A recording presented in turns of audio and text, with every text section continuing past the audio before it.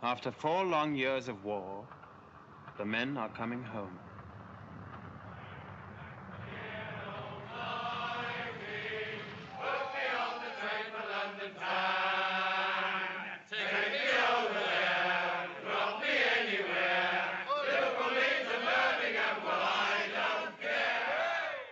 Hundreds and hundreds of houses are becoming homes once more.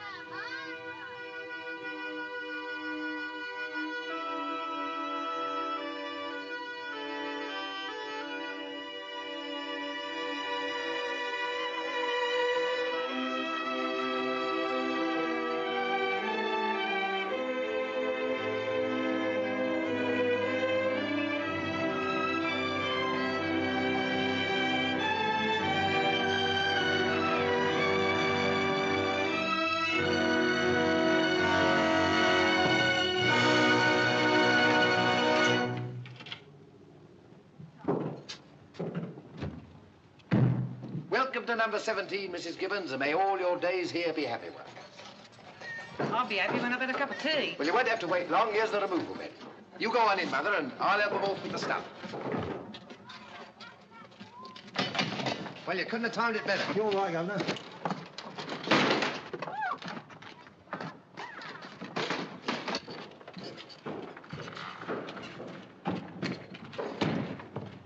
This house smells a bit damp to me. I hope it isn't. I don't see why it should be. It's not near any water. Well, you never know.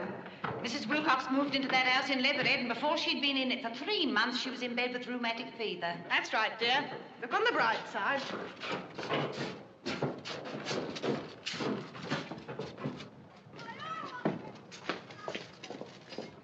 This right? Thank you, pretty dear.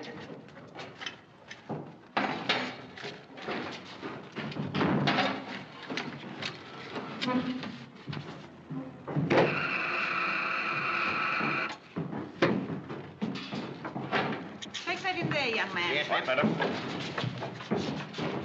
That gas cooker nearly blew me out of the kitchen. It'll only be air in the pipe. Here, put these in the living room.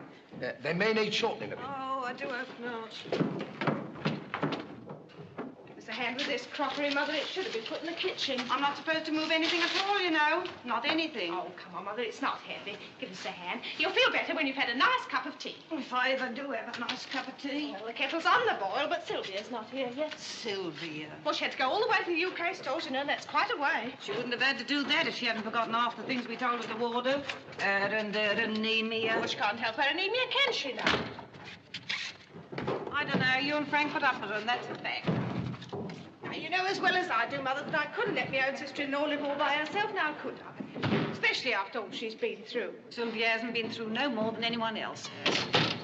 What she needs is a job of work. She couldn't stand it. She's too delicate. You know what the doctor said? Well, that doctor would say anything. Look how he went on over Queenie's whooping cough, frightening us all to death. Well, you've taken your time, I must say. We thought something had happened to you. Well, I'd like to see you be any quicker with a lot like this to carry. Give us the milk. Oh, me poor back. It was your feet this afternoon. Well, it's my back now, so there. This house smells a bit damp, if you ask me. All houses smell damp when you first move in. Oh, Perth, shut up. Oh, dear. I thought I was going to have one of my attacks just as I turned into Aberville Road. I had to lean against the pillar box. I suppose you didn't think to remember my peppermints. Yes, I did. In my bag. Here. Well, thank heaven for small mercies. Want one? No, thanks. I daren't. I'm just going to take this cup of tea up to Frank. Oh, you'll have to butter Percy's paw, Sylvia. We'll have no rest till we let him out. No peace for the wicked.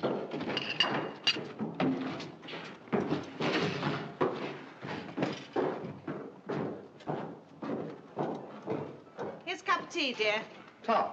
I've just tacked them up for the time being. I'll put them up properly when we've settled in. Here, you look tired. You've been doing too much. Oh, I'm all right. Well, you've been at it all day, you know. Well, what do you expect me to do? Sit down by the fire and read a nice book? All right, Snappy. Oh, Frank, do you like it? Like what? Well, the house, silly. You haven't said a word. Well, of course I like it. Oh, I can't hardly believe it, you know. It's all been so quick. You coming home and being demobbed. Oh, dear. What's up? I can't get used to not having that awful weight in my mind all the time.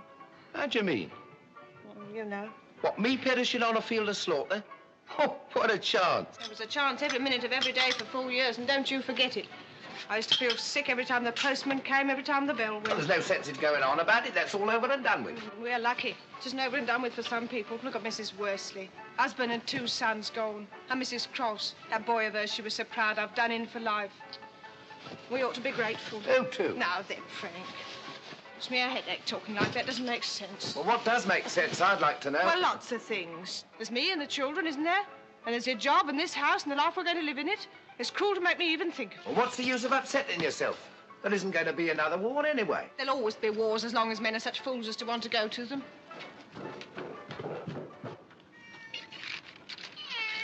No sense in buttering that cat's paws. He knows when he's well off.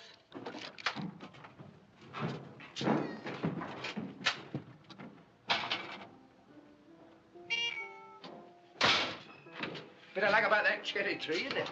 Oh, I never noticed it. No, you wouldn't. That lot of time I've had to stand about looking at cherry trees. That's a bit of luck. They fit perfect. Here, there's Percy. Who let him out? Mother must have. He's up to no good, I shouldn't wonder. Yeah, we ought to have had him arranged when he was little. That was so vulgar. Poor old girl. You must be glad to have a home of your own again. Living 4 years with your mother can't have been all jam, I will say. I think I was better off in the trenches. You ought to be ashamed saying such things. Oh, your mother's all right in her way, but that house of hers in Battersea, oh, dear. Gave me the willies after 5 weeks, let alone 4 years. At least we got a bath here that doesn't scratch the hide off you. Let me, Ranky. Here you are. I'm just going to help Mother and Sil get the supper. Here, let's have a look at you. What for? Just to see what's happened to your face. You know, I don't seem to have had time for a really good look at it, not since I got back. Stop it. Leave go. Yeah, hold still a minute. Now, see here, Frank Gibbons. Yeah, it's not such a bad face as faces go, I will say. Oh, thanks very much, I'm sure. Of course, it's not quite as young as it was when I married it. Leave hold of me. But taken by and large, I wouldn't change it. I might wipe some of the dirt off the side of it, but I wouldn't change it. Dirt where? Here, hold still. There. That's better. Now then, Now then what? give us a kiss. I do no such thing. And why not, may I ask? We haven't got no time for fooling about, and well, you know. Oh, turning nasty, are we? We'll soon see about that. Frank Gibbons! Shut up. Oh, dear. Oh, I hope I don't intrude. I live at number 15 next door, and my missus and I thought if you needed anything in the way of groceries... Well, I'll be blowed. Mitchell. Bob Mitchell. That's right. Well, don't you remember me?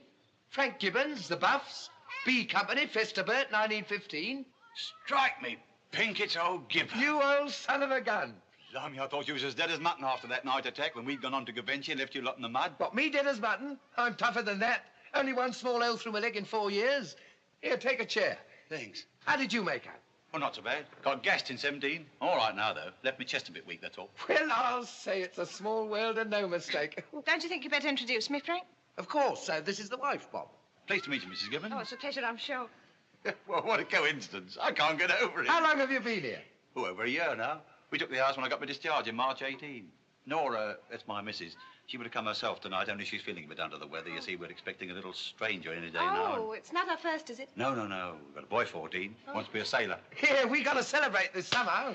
Well, I'll tell you what, I've got a bottle of Donny Walker next door. It won't take a minute. Now, you two sit here and I'll go and get Sylvia's Wincarnis. Oh, dear. It won't take a minute to get the Johnny Walker. Here, whose dugout do you think this is? You sit down. All right. I'll pop in and have one with you later. You got a job yet? Yes, I had a bit of luck. A chap called Tickler in my regiment was running a sort of travel agency in Oxford Street before the war. Well, he was the first one I run into when I got back last April. He'd started his business again, things was beginning to pick up, and he gave me a job. A travel agency, eh? Whee! Tours of the battlefields, I'll thank you. That's a good one. Yeah, some people certainly do have queer ways of enjoying themselves, don't they? Here, you've got kids, haven't you? I remember you talking about them. Yeah, 3. 2 girls and a boy. They were with Ethel's aunt in Broadstairs. We didn't want them under our feet while we was moving in. How old are they? Reg, the boy, he's 12. Queenie's 13 and Vi, she's 14. Here you are. Supper'll be ready in a minute. You sure you won't stay and take potluck with us, Mr. Mitchell? Thanks very much, Mrs. Gibbons, but I really must get back. Will you ask your wife when it'd be convenient for me to pop in and see her? Any time at all. Well, I'll be saying good night, Mr. Mitchell. Aren't you going to have a drop, dear? No, dear, we'll spoil me supper now. Don't be long. Don't forget, if there's anything you're wanting. Thanks very much, I'm sure. Good night. Good night. Here, old man. Thanks. It tastes a bit funny, but it's better than nothing. Happy days. Happy days.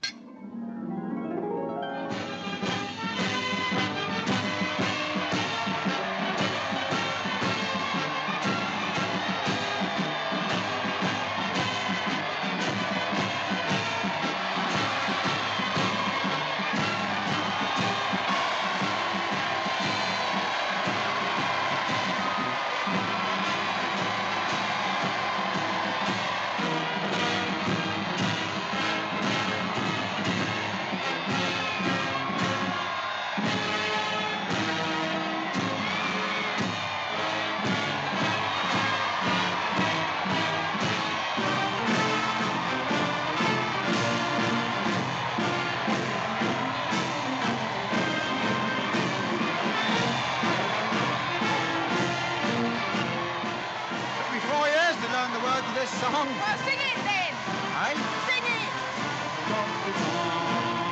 Ride along, ride along, ride along.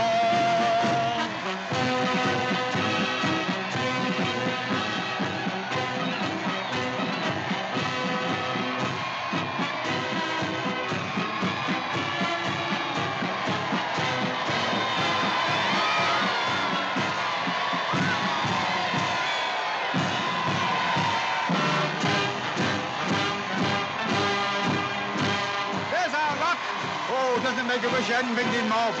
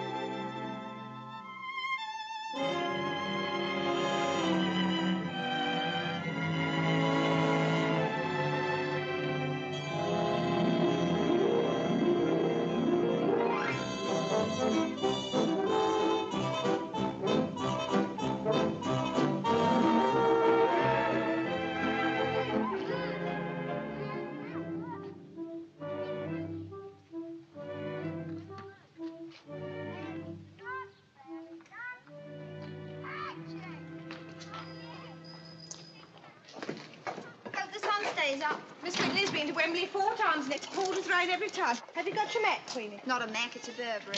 Ginger beer, little nip of vegetable tank and me. I got my pouch. Yeah, take it easy, Dad. We're going to Wembley, not the Battle of Jutland. Morning, Billy. Morning, Rich. Good morning, all.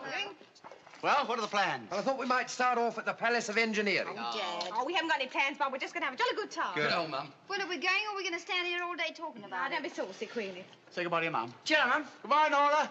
Goodbye, Nora. Sorry you can't come. Well, I've been 8 and 6 and I'm going to spend every penny. Oh,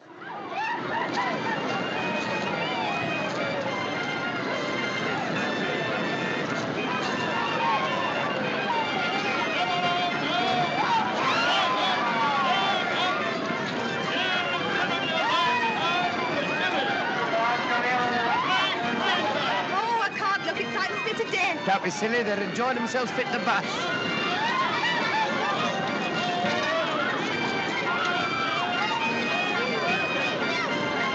Be sick, you know what he is. Do him good after that lunch he put away.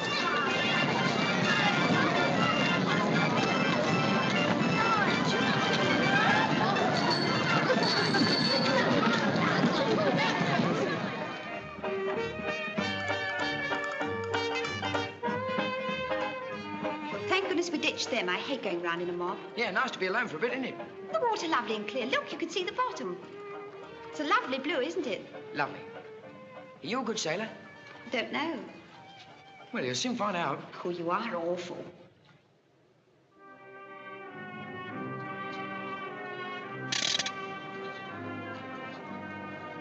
Oh, do shut up, Frank.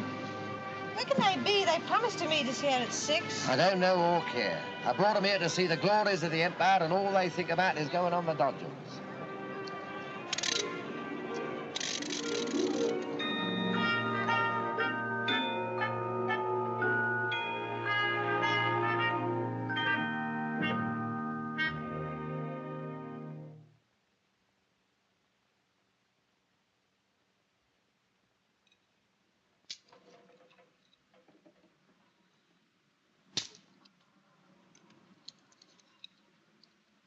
Mrs. Whitney's bronchitis is worse, Ethel. They had to have a kettle. Shh. Oh, Frank, give it a rest, do. You've been at it all day. I'd never have given you the beastly thing if I thought it was going to spoil Christmas for the rest of us. Oh, Dad, can I have the port? It's no use talking to your father, Reggie. Might just as well not be here. Oh, I'm taking. OK, thanks, Mum. I think all these things are soppish, and I'm going to get married. Come on, let's have another one. 1, 2, 3. Well, got it away from them without a struggle. Well, struggle over here and pour it out. Come on, now, who's for the couple of cheers? I'll have a drop. Here you are, Sam. Don't lose not to get in your throat. Here, have a mince pie, Phil. I made it myself. Oh, thanks. It has been nice you letting me come and spend my Christmas day with you. I don't know what I would have done all by myself in that house in Wandsworth, what with Auntie ill and everything. Is she any better? No, she just goes on about the same. Mrs. Watts is looking after her till 7, so I don't have to get back till about then. I will now call upon my old and valued friend, Sam Leadbitter, to say a few words. Oh, valued friend, you've only known him since August bank holiday. Chuck us the nutcrackers, Phil. Speech, speech. Yes, come on, Sam. Ladies and gentlemen, comrades. Well, make up your mind. Comrades, in thanking you for your kind hospitality on this festive day, I would like to say that it is both a pleasure and a privilege to be here. Here, here. Though, as you know, holding the views I do, it is really against my principles to hobnob to any great extent with the bourgeoisie. What's that? I think it means common in a nice way. Oh. Order. I cannot help but feel that today, what with being Christmas and one thing and another, it would be but right and proper to put aside all prejudice and class hatred. Very nice of you, I'm sure. But as you well know, there are millions and millions of homes in this country today where Christmas is naught but a mockery, where there is neither warmth, nor food, nor even the bare necessities of life, where little children, old before their time, huddle round a fireless grate. Well, they'd be just as well off if they stayed in the middle of the room then, wouldn't they? Oh, shut up, Queenie. Sam's quite right. That sort of remark, Queenie, springs from complacency, arrogance, and a full stomach. You leave my stomach out of it. It is people like you, apathetic, unthinking, docile supporters of a capitalistic system which is a disgrace to civilization, who are responsible for at least 3/4 of the cruel sufferings of the world. As long as you can earn your miserable little salaries and go to the pictures and enjoy yourselves, the rest of suffering humanity can go in, can't it? You're too busy getting all weepy over Rudolph Valentino to spare any tears for the workers of the world. Don't get excited, Sam. Queenie didn't mean it. I am not excited, and Queenie doesn't mean anything to me anyway. Oh, pardon me, or will I go and commit suicide? But what she represents, what she symbolises, means a great deal. She is only one of the millions who, when the great day comes, will be swept out of existence like so much chaff on the wind. Well, it's nice to know, isn't it? I've said my say. Thank you very much. Here, here. Bravo. Well, I don't know what you're saying, brother, but I'm sure I think Sam's been very rude. Oh, come on, Sam. Come up to my room a minute and have a cigarette. Don't let your father catch you. Why, I'm sorry if I was rude. Oh, it doesn't matter, Sam, but you can't expect everybody in the world to feel just the same as you do, you know? Oh, come on, Sam. All right to clear away? Yes, but you needn't stay and wash up, Edie. We can do it later. Thanks ever so. You were awful, Queenie. If you hadn't have gone on at Sam the way you did, he wouldn't have got so excited. Oh, silly great fool. How's your father's neck, Edie? I was up all night poulticing it. Still paining him terrible when I left this morning. They say if you have 1, you generally have 7. Well, this is his 3rd, so we only got 4 more to go. There's some crackers left in the box on the sideboard, Edie. You might care to take them home for your little brother. Get them for her, Queen. Thanks ever so. You are, Edie. You can pile them on the top. Now, that's right. Now, you two draw up the sofa to the fire, right? Phil, give us a hand with this. All right, yo. Front door. Answer it, somebody. Answer it yourself.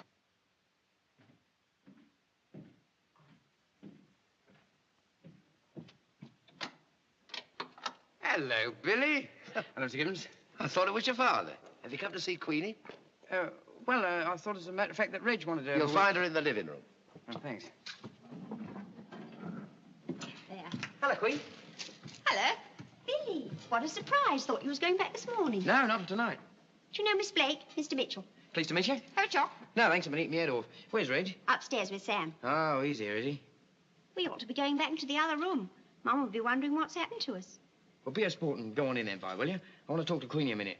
Oh, so that's how it is it? Well, I don't know what you're talking about, I'm sure. Come on, Phil. We know when we're not wanted. Well, I don't see why we don't all go. Well, I want to talk to you a minute. I just said so, didn't I? Oh, well, maybe I don't want to talk to you.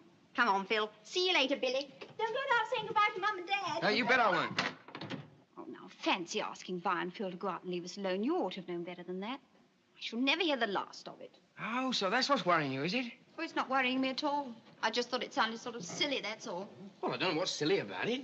Vi knows we went to the Majestic on Friday night, and she saw us with her own eyes walking down Elm Park Road on Sunday. She must guess there's something doing. Well, if she does, she's wrong, so there isn't. Here, now, for a minute. What's got into you? I haven't done anything wrong, have I? Well, I don't like being taken for granted. No girl does.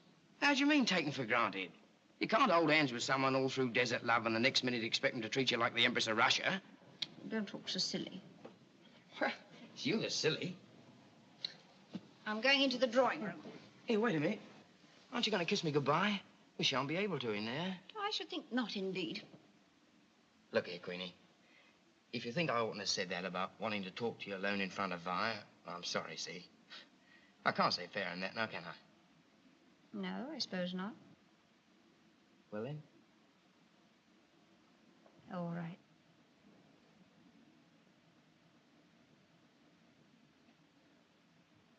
I do love you, Queenie. You know that, don't you? Yes.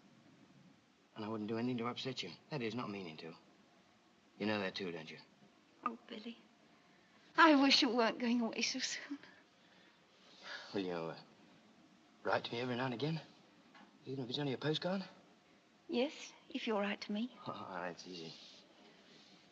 Promise? Cross my heart. You're the sweetest girl I ever met in all my life. Or ever will meet, either. Oh, that's easy to say, but how do you know? What? Whenever you mind, it's true anyway. I say, Queen, a little later on, when I'm earning a bit more, do you think we might have a shot at getting married? Oh, Bill, how do I know? Or you might be in China or anywhere. You might have forgotten all about me by then. More likely to be the other way around. Pretty girl like you working at being a manicurist, talking to all sorts of different fellas all day long. It isn't all jam being a sailor's wife, is it? Well, it wouldn't be so bad, you know, if I get my promotion right and get on.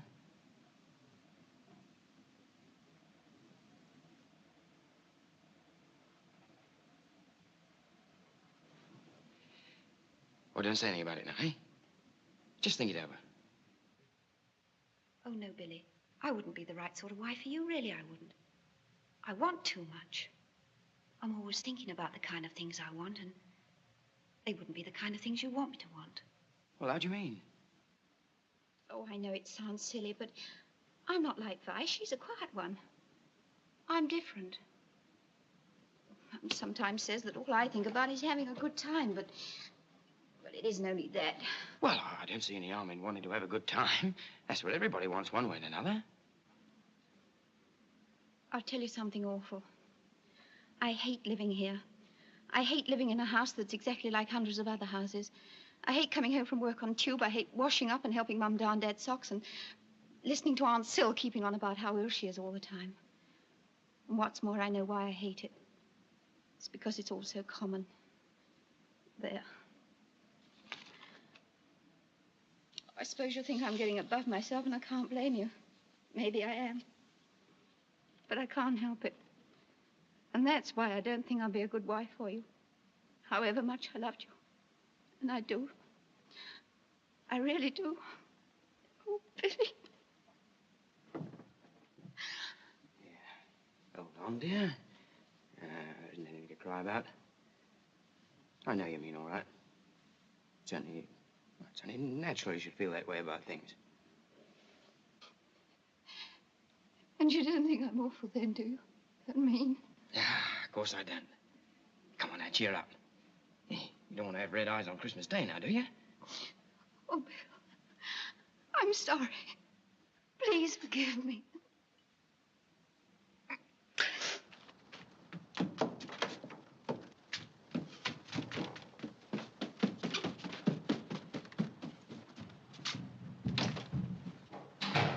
Was that Queenie? Oh, hello, Mr. Gibbons. Yes, I think it was. Oh, I see. It must be a bit miserable going back to work on Christmas night, isn't it? Oh, I don't know. That's all right once you're there, you know. Aren't you coming into the drawing room? No, thanks, Mr. Gibbons. No, I'd rather not if you don't mind. All right, son. I'll walk down to the gate with you. I could do with a breath of fresh air myself.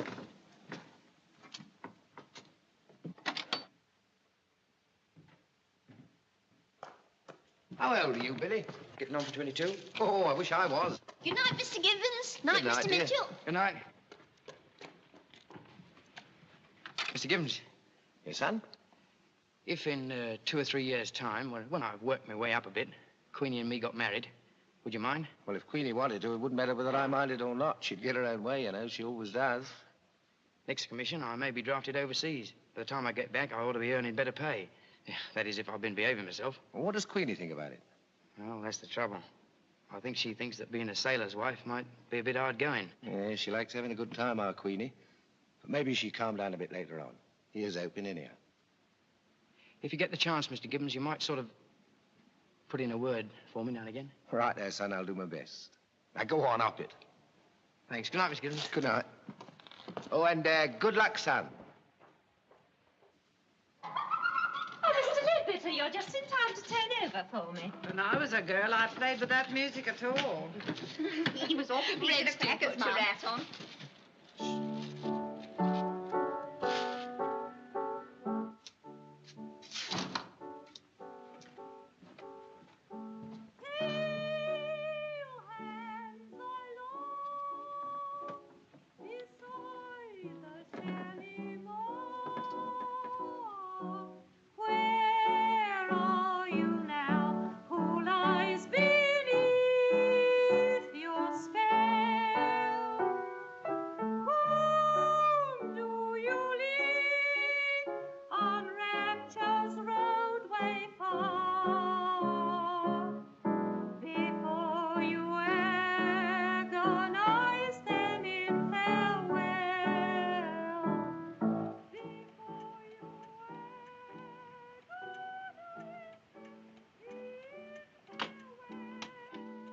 Oh, Frank, you are awful not coming back like that. You knew Sylvia was going to see you. What about you? Going to find you. Yeah, we know all about that. Want the light on? No, it's all right as it is. Here, come and sit down. It's a nice cigar Reg gave me. Is he in there? Yes, he came in just now with that Sam Ledbetter. What's the betting they haven't been smoking themselves silly up in Reg's room? Oh, well, it is Christmas. I don't think much of that Sam Ledbetter. Taken all round, he seems a bit soft to me. I wouldn't call him soft exactly, but he'll grow out of it. But it's wrong, isn't it, all this down with everything business? Well, there's something to be said for it. There's always something to be said for everything. But where they go wrong is trying to get things done too quickly. And we don't like doing things quickly in this country. It's like gardening. Somebody once said we was a nation of gardeners. Yeah, they went far wrong. We like planting things and watching them grow, looking out for changes in the weather. You and your gardening. What works in other countries won't work in this one. We got our own way of setting things. It may be a bit slow and it may be a bit down, but it suits us all right. It always will. I do listen to Sylvia. She's off on Bird of Love Divine now. You know, that always makes Reg laugh. Poor old Syl. We ought to be getting back, really. It'll be tea time in a minute. It's cozy in here. It's got quite dark, hasn't it? Hmm.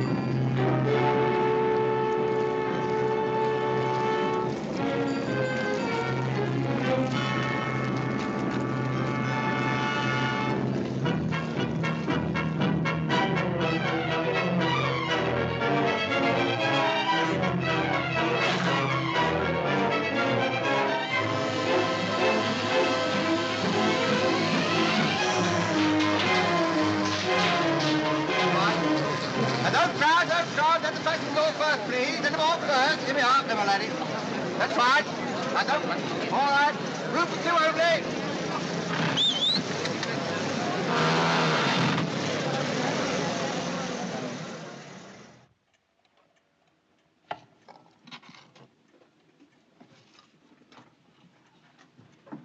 Feels sort of flat now, doesn't it? All being over, I mean. It's wicked. That's what I call it. Downright wicked, upsetting the old country like that. I'm going upstairs to wash a pair of stockings out for the morning. I wish Reg had come home.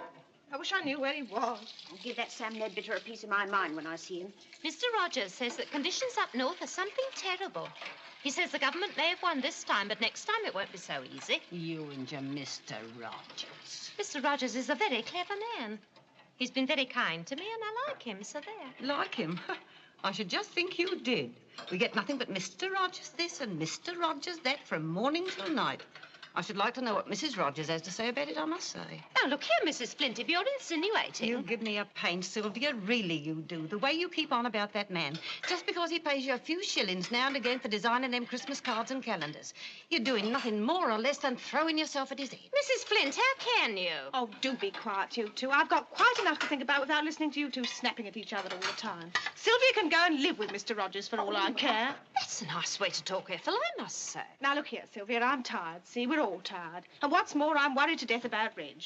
I haven't slept properly since he had that row with his dad and slammed out of the house. If on top of all that I have to listen to you and Mother go on nag at each other about nothing at all, I shall lose my temper, and that's a fact. I'm sure I haven't said anything. Oh, yes, you have. You're always giving Sylvia sly digs about Mr. Rogers. And if he's taken a fancy to her, so much the better. She's old enough to look after herself, heaven knows. And if he murdered his wife and strangled his children and ran off to Australia with her, it still wouldn't be anything to do with you, so shut up.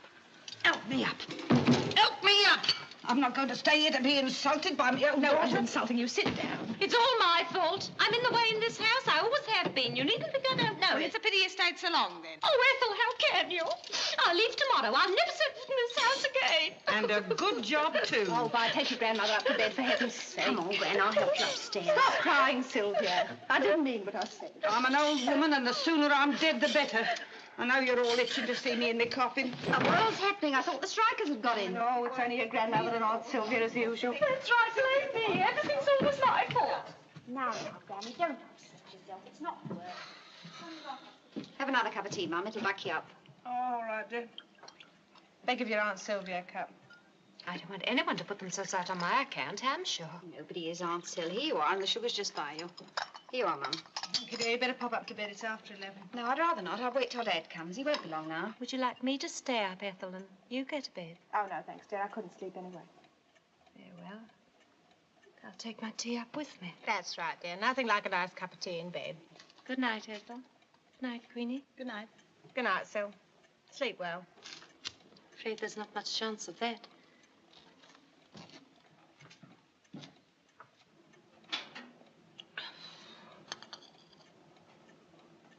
Come on, Mum. I know what you want. Oh, thank you, dear. There. Poor old Sylvia. She's a bit of a trial sometimes, I must say. Well, I don't know how you stand, Mum. If it hadn't been for poor Bertie getting killed in the war, she'd have been all right, I expect. What was he like? A bit soppy, I always thought. Still, she seemed to like him. How awful to be so dependent on a man living or dying. It could ruin your whole life. I don't think I ever would be. Well, I shouldn't be too sure. If your dad had gone, I wouldn't be the woman I am today. Far from it. Yes, but you wouldn't have gone on moping about it always, though, would you? About rightly, no. My heart would have broke. I suppose I should have put it together again as best I could. Oh, Mum. What is it? Well, you do make me feel awful sometimes. Good heavens, Joe, why? No, you just do. Have you heard from Billy lately? Yes, I had a postcard with a camel on it. A camel? Yes, his ship stopped somewhere where there was camels, so he sent me a picture of one. His poor mother misses him something dreadful. We all do, really, don't we? Yes, I suppose we do. There's the bell. All right, Mum, I'll answer it. Who is it? It's me, Mrs. Giddens. I just popped over to see if Reg has come back yet. He hasn't. Come in, dear, and have a cup of tea. Thanks very much. Have you heard from Reg, Mrs. Giddens? No, I'm afraid I haven't, dear. I'm afraid he might have got himself into some sort of trouble. Oh, he'll be all right, Mrs. Giddens. Don't you worry. Well, I can't help it, I'm afraid.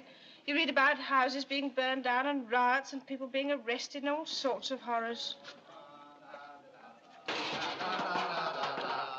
Britons never, never, never shall be slaves. Rule Britannia, Britannia. Get Dad's supper, Queenie.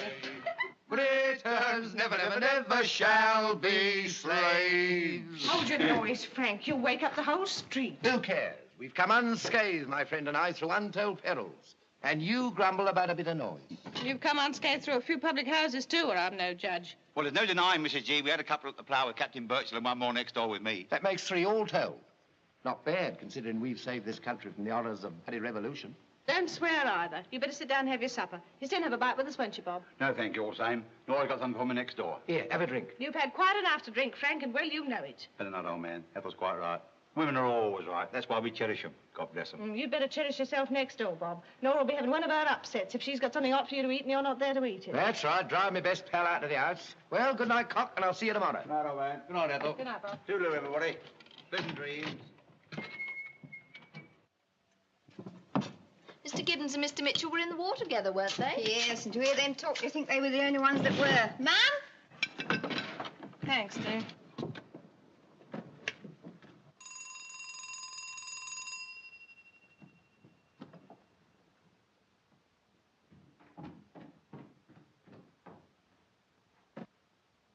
Reg, whatever's happened? He's all right, Mrs. Gibbons. Oh, Reg, whatever have you done to yourself? Now, don't fuss. My mum all right? You're as white as a sheet. You better go straight up to bed. There's a bit of trouble on the Whitechapel Road, and he got hit by a stone. That was yesterday. What was he doing in the Whitechapel Road yesterday or any other time? Oh, hello, Phil. What are you doing here? Just came over on my bike to find out where you were. Oh, I see. Thanks. What's going on here? It's Reg. He's been hurt. It's nothing serious. I took him to the hospital last night, and the doctor said it was only a graze. This is all your fault. You know that, Sam, don't you? Now, shut up a minute, Vi. Do you feel all right, son? I feel fine. You needn't worry about me. Oh, well, that's good news anyway. Don't go for him tonight, Frank. He looks wore out. I'm not going for anybody. I'm going to finish my supper. Well, I think I'd better be getting back now. All right, dear, but be careful how you go. There's sure to be a lot of people about tonight. Good night, Vi. Good night, Queenie. Good night, all. I hope your head will be better in the morning. Yeah. Thanks for coming round. See you tomorrow. Oh, all right. Good night, Reg. Good night, Sam. Thanks. I think I'll be getting along, too. Not till you've heard what I've got to say, you're not. Now, listen, Sam Leadbitter. Reg thinks you're wonderful. He's younger than you and easily led. You've been filling him up with your rotten ideas till he can't see straight. There may be a lot of things wrong, but it's not a noisy great gas bag like you that's going to set them right. And the next time you come here on a Sunday evening and start pawing me about and saying love's the most glorious thing in the world for rich and poor alike, you're going to get such a smack in the face you'll wish you'd never been born. Well, if that's the way you feel, there isn't any more to be said. You're dead right. There isn't. Go on. Get out. I don't ever want to see you again as long as I live.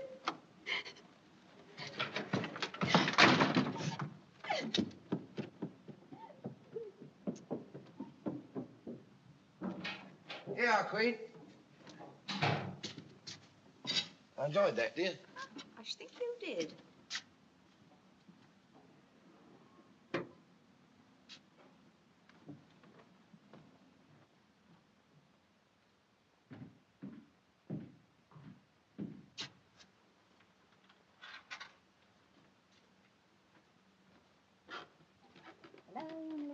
Queenie, Yes, Dad?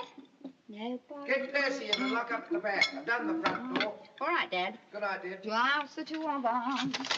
Da-dee-da-da. Pass? Pass, pass, pass. Oh, well, stop out then. Oh, promise me you won't be too hard on him tonight. Frankie looks really dunny. You leave this to me, Ethel.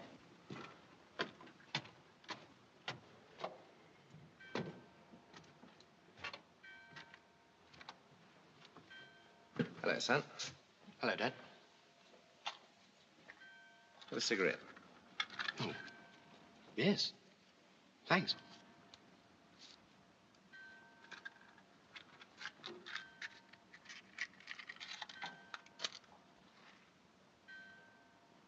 Thanks, Dad.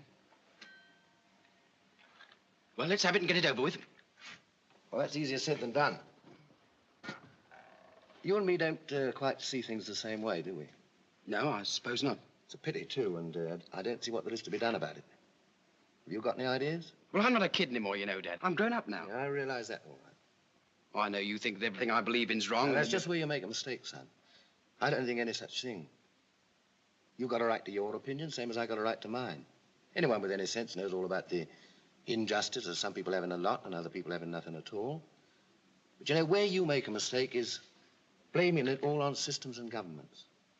You've got to go deeper than that to find out the cause of most of the troubles of this world. And when you've had a good look, you'll see, likely as not, that good old human nature's at the bottom of the whole thing. Yes, well, if everyone had the same chance as everybody else, human nature would be better, wouldn't it? Well, it doesn't seem as though we're going to get a chance to find that out, does it? Looks like a bit of a deadlock to me. Oh, it's no good talking, Dad. You don't understand, you never will.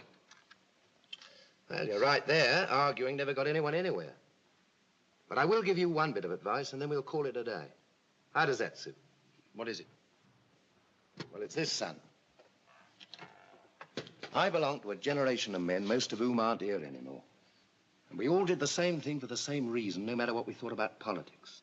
Well, now, that's all over and done with, and we're carrying on the best we can, just as though nothing had happened. But as a matter of fact, several things happened. And one of them was that this country suddenly got tired. She's tired now. But the old lady's got stamina, don't you make any mistake about that. And it's up to us ordinary people to keep things steady. And that's your job, and just you remember it. And the next time you slam out of the house without a word and never let your mother know where you are and worry her to death, I'll lather the living daylight out of you. All right, Dad. Now, you up into bed and get some sleep. All right, Dad. Good night, son. Good night. Thanks, Dad.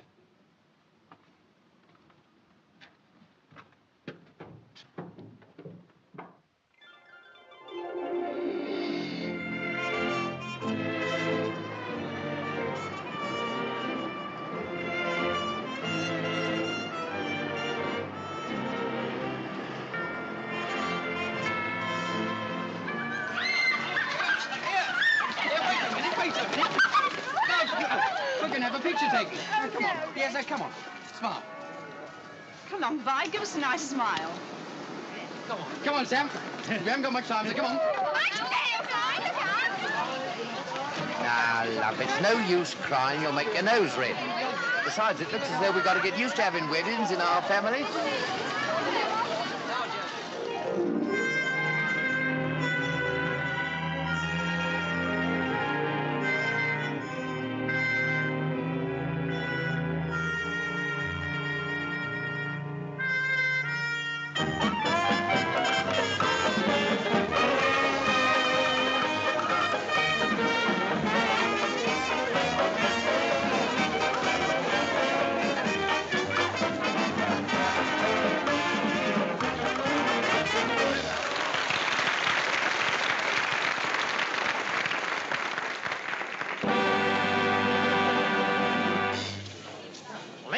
Gentlemen, the management have pleasure in presenting the winners of our Pally Charleston competition who will give you an exhibition. Mr. Cyril Aliado and Miss Queenie Gibbons.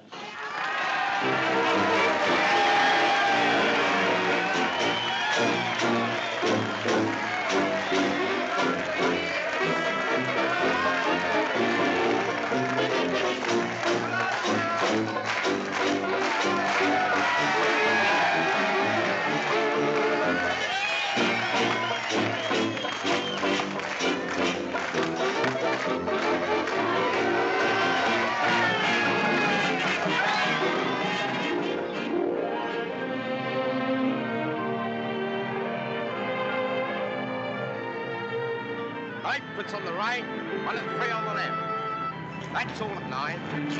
Standing only at ninepence. A few seats still left at 1 and 3. Oh, never mind. Let's try the picture drone. Don't be silly. I can afford it. Capitalist. Seats at 1 and 10 and 2 and 4. Queuing at ninepence at 1 and 3. A live star, a Broadway, where and why. A million lights, they put her there. A million hearts beat quicker there. You know, I don't understand a word they say. No, but it's marvellous, isn't it?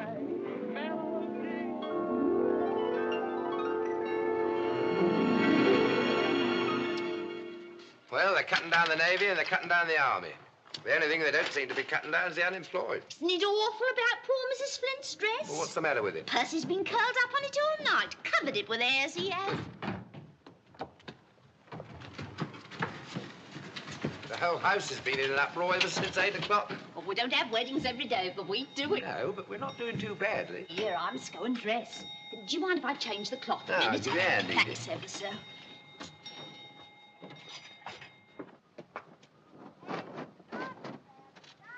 I went with Mrs. Gibbons to the Plough last night to see the upstairs room. They've done it up lovely. We took a look at the cake, too. It's ever so pretty. Mrs. Gibbons says I can have a bit to take home to Ernie. Catch! Ernie must be getting quite a big boy now. He's turned 16, but you'd never think it. He's short like Dad, you know. Oh, I see. Started trying to shave himself with Dad's razor. You'd have died of laughing if you'd seen him. Did he cut himself? Not badly, just took the top off 1 or 2 spots. Morning, Frank. Hello, Bob.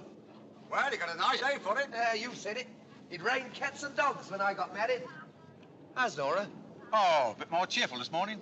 Doctor says she won't get no better nor no worse neither. Just stay about the same. Where's the happy bridegroom? The happy bridegroom's been locked in the bathroom for the last hour. Anyone would think he hadn't had a wash for a month. Ah, well, natural anxiety, old man. I say it's a bit posh going to the south of France for honeymoon, n'est-ce pas? Oui. Oh, Dad, come up here a minute, will you? I want some help with my tie. Righto, son. I'll see you later, Bob. Right. How you feeling, Reg? Nervous? My legs feel a bit funny. Is Billy nearly ready? Yes, and he's got the ring, too. I saw him put it in his pocket myself this morning. He'll be here in a minute. Well, tell him to get a move on. Bye-bye, Uncle Bob. See you in church. Cheerio, Reg.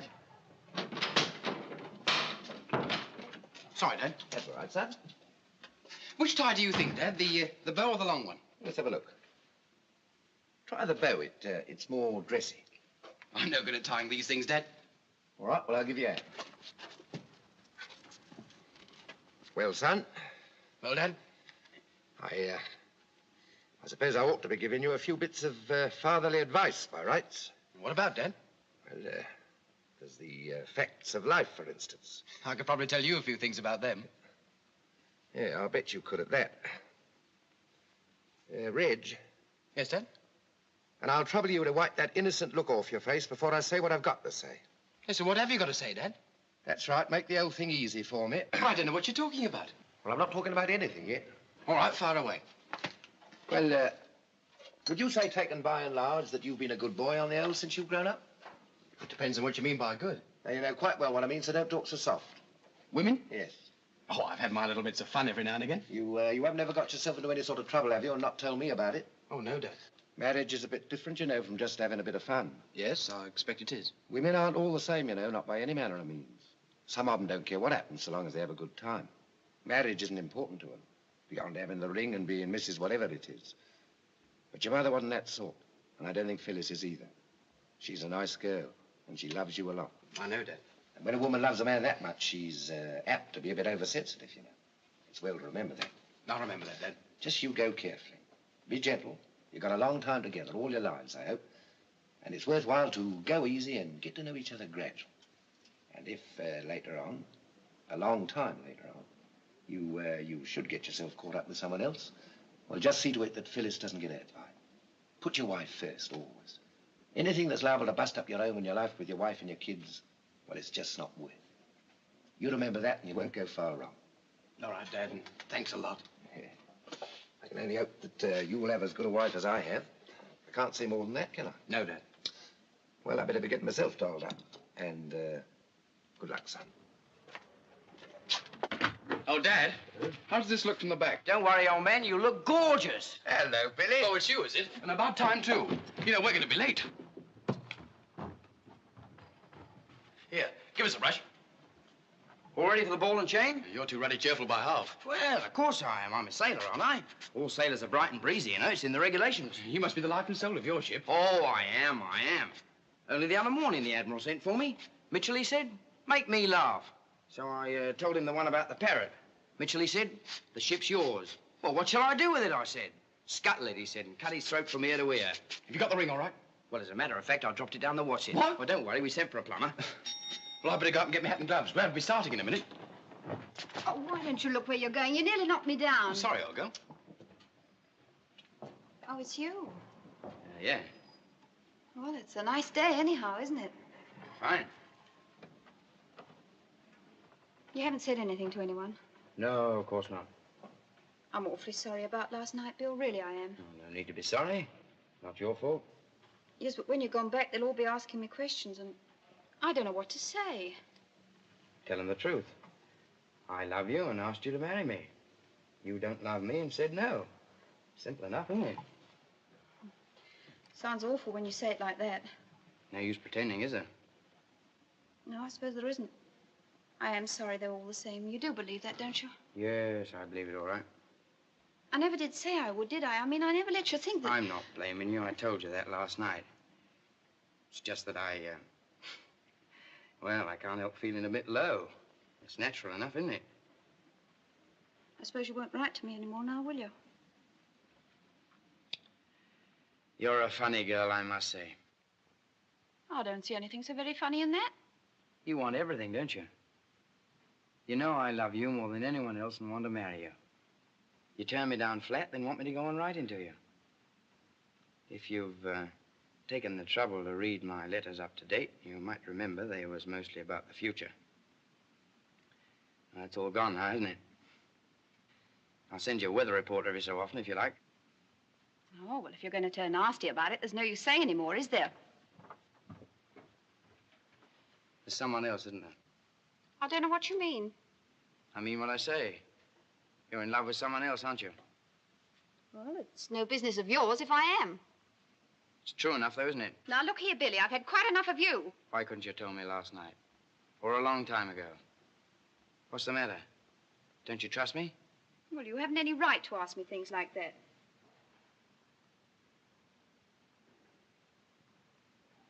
Now, listen here, Queenie. We've not seen much of each other on account of me being away at sea.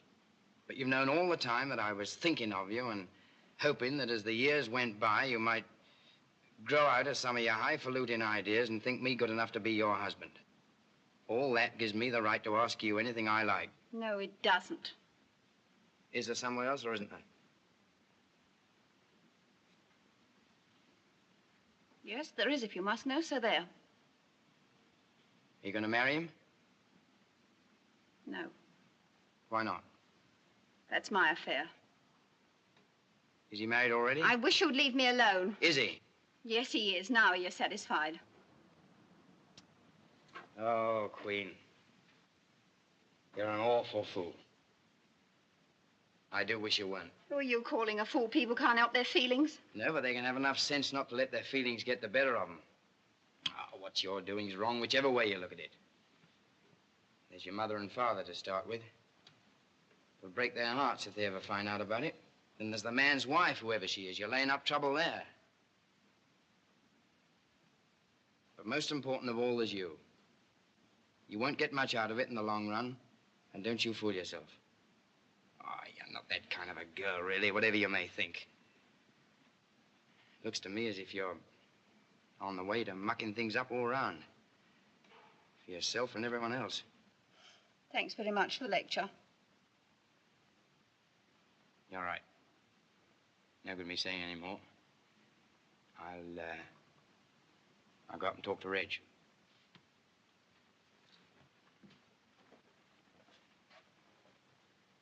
Goodbye, Queen. Good luck.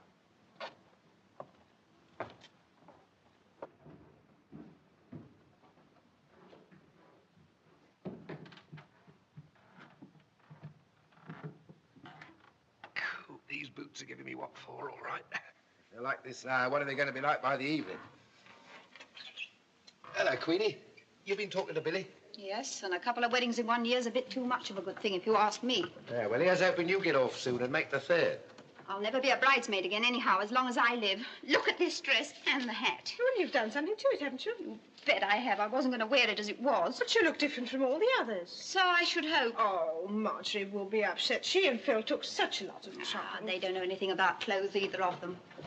Well, thank heavens none of the girls at the shop can see me looking such a sight. Yeah, it seems to me they must be a pretty fancy lot, them girls at your shop. We're always being told what they like and what they don't like. All right, Dad, there's no need for you to be sarcastic. Don't snap at your father, Queenie. I don't know what's come over you lately. Nothing's come over me. I just don't like looking common, that's all. I shouldn't worry about that if I was you. It can't be helped. You don't believe in people trying to better themselves, do you? Just because you're content to stick in the same place all your life and do your bit of gardening on Saturday afternoon in your shirt sleeves. Don't you dare speak to your father like that. Living in a suburb and doing your own cooking and washing up may be good enough for you, but it's not good enough for me. I'm sick of this house and everybody in it. I'm not going to stand it much longer. You'll see. You're a wicked, ungrateful girl. You ought to be ashamed of yourself. Well, I'm not so there. If it wasn't for being Reggie's wedding day, I'd lock you in your room till you came to your senses. Well, a few years ago, we had Reg nagging at us because we were living on the fat of the land while the poor workers were starving. Now we have Queenie turning on us because we're not grand enough for her. I don't know what's wrong with our children, Ethel, my girl. It strikes me that Vi's the only one who's got any real sense. Vi's different from me, can't you see? She always has been. She doesn't like the things I like or want the things I want. She's perfectly happy in that mangy little flat of hers doing her own housekeeping and making her own clothes. She likes bossing Sam about, too. Oh, he's a changed man since he married her. And a good job, too. Seems to me all the spirit's gone out of him. He's just like everybody else now, just respectable. Well, what's the matter with that? Oh, nothing. What's the good of arguing with you? You don't understand what I'm talking about. Well, don't waste your breath on us, then. We are as we are, and that's how we're going to stay. And if you don't like it, well, you can lump it. But one of these days, when you know a bit more, you'll find out that there are worse things than being just ordinary and respectable and living the way you've been brought up to live. But in the meantime, as long as you're with us, I mean, your mum and me'd be much obliged if you keep your tongue between your teeth and behave yourself. Now, you better pop upstairs, slap as much paint on your face as possible, and do the girls at the shop credit. Go on, op it. Thanks very much, I will. There now. She'll be snapping our heads off for the rest of the day. We spoilt her when she was little. We've always spoilt Oh, her. it's not only that, Frank. She's upset about something, sort of strung up. She has been for a long time. I wish I knew what it was.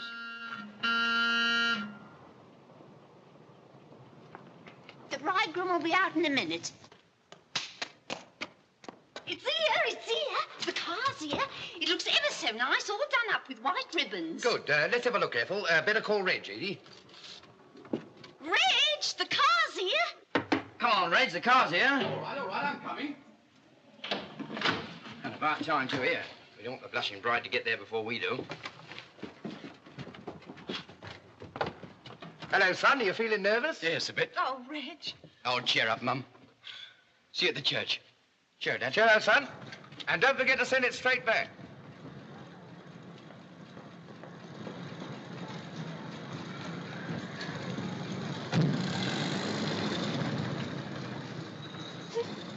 Now, come off it, Ethel. There's nothing to cry about. I can't help it. Oh, you make your nose red. I don't mind if I do. He's our only son, isn't he? And he's going away from us, isn't he? It's enough to make any woman cry. Well, they'll be back from the honeymoon in 2 weeks and living just round the corner. Oh, it's all very fine for you. You didn't bring him into the world and hold him at your breast. I should have looked a proper fool if I had. You don't know anything about it. You haven't got any feelings. Now, come on now. Stop crying and put your hat straight.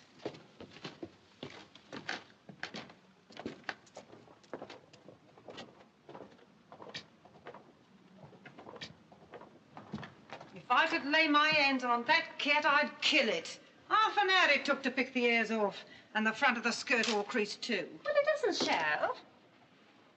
Is that the act we've heard such a lot about? Yes, it is. Oh. Why? Is there anything the matter with it? I think it's very nice, don't you, Frank? Yes, it looks fine from here. There's something a bit funny about the crown, isn't there? I don't know what you mean. Well, of course. If you're satisfied. Oh, do be quiet, Mother. Don't take any notice of us, Sylvia. That'll be no change. Here's Vi and Sam. Nobody ever does take any notice of me. Sure you're feeling all right, dear? I'm fine. It's only just first thing in the morning, you know. Do hope I look all right. Stop fussing, dear. You look nicer than anyone there. Oh, Vi, pretty you look, dear. I only finished it at 11 o'clock last night. The old flat's been covered in paper patterns and bits of stuff and pins for the past 10 days. We're all in the parlour. Go on in. Hello, Uncle Bob. Good morning, hello with everybody. Good morning. Hello, Vi. Hello, Sam. Go on in. Oh, him. Hello. Edie? Yes, Mrs. Gibbons. Watch out for the car. Yes, Mrs. Gibbons. Don't hang out of the window, though. It looks silly. As if I would. On my wedding day, there was a thunderstorm and a man got struck by lightning just opposite the church. Well, that must have cheered things up. One side of his face was all twisted. That car ought to be back by now. I suppose Billy remembered to tell the driver all right. Now, don't fuss, Ethel. Well, better sit down, hadn't we, all of us? There's no sense in standing about.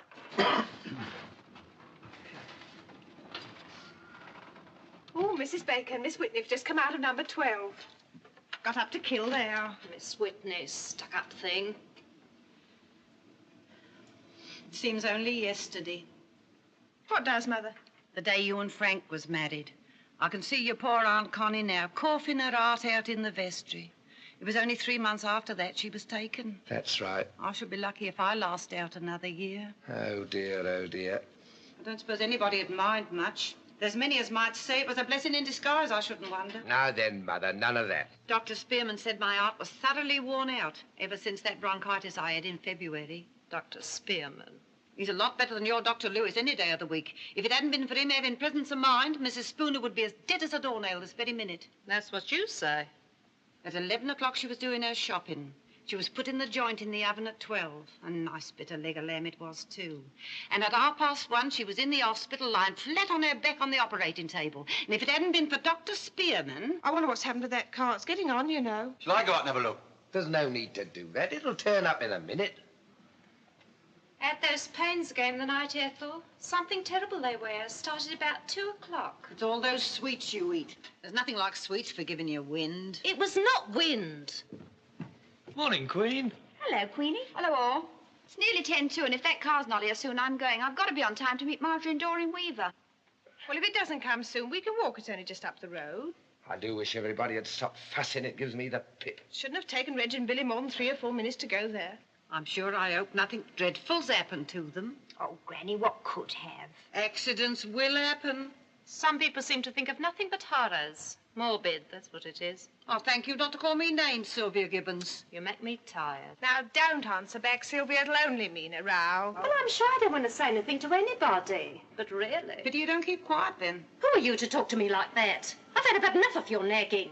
Ah, shut up, Sylvia. You know it's no good arguing with her. I don't know any such thing. I tell you, I'm sick of it. Morning, noon, and night is the same thing. She's at me all the time, and I won't stand it. I've got as much right to be in this house as she has. Just because she's old and pretends her heart's weak, she thinks she can say what she likes.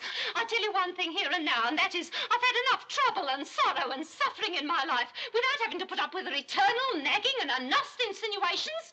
She's nothing but a spiteful, mischief-making old cat. If I have any more of it, old as she is, I'll slap her face till her teeth rattle. Just you try. Now, come on, Mother. Keep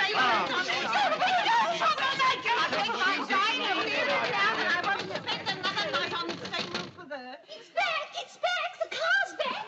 Now, come on, Mother. It's time to go to the church. Come on, Granny, you come with me. I'm all right. You better, dear. You know what you are, and it's quite a long service. Well, take her to the outside one, Vi. It's quicker. I tell you, I'm all right. Come on, everybody. The driver says he's got a funeral at 12:30. Oh, shut up, Edie. Me boa. Me feather boa, it's gone. I've lost me boa. Oh, yes, it's...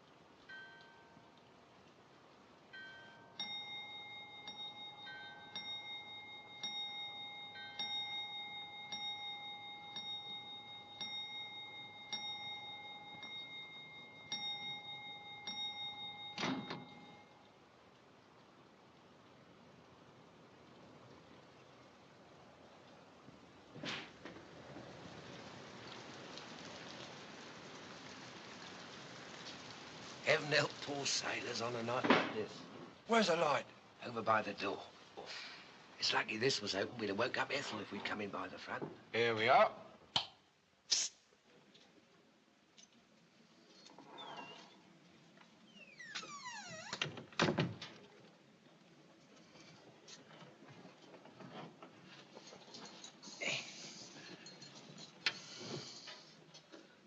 Now then. And what? One more night, Ken. You and I have a thick head in the morning. Well, how about you? I'm past care now. That's right. Say when. Hey, go easy. Hold it while I put the soda in. Your eyes look terrible. All swimming. Well, never you mind about my eyes. Yours don't look so good for me, eh? Oh, dear. Now I've wetted my Victoria Cross. Yes, don't you wish you had one? Yeah, a fat lot of good it'd have done me if I had. I'd like to take this opportunity of saying that my old regiment is the finest in the world. Next to the East Surreys, it is. Here's to the Buffs. Here's to the East Surreys.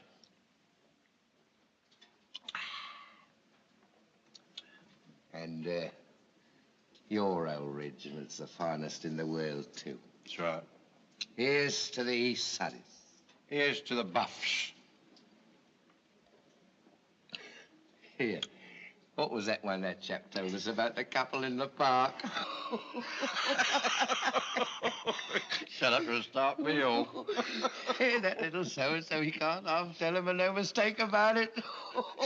You know, it's not so much what he says as the way he says it. Dry, you know, that's what he was. Dry. That reminds me. What? One more.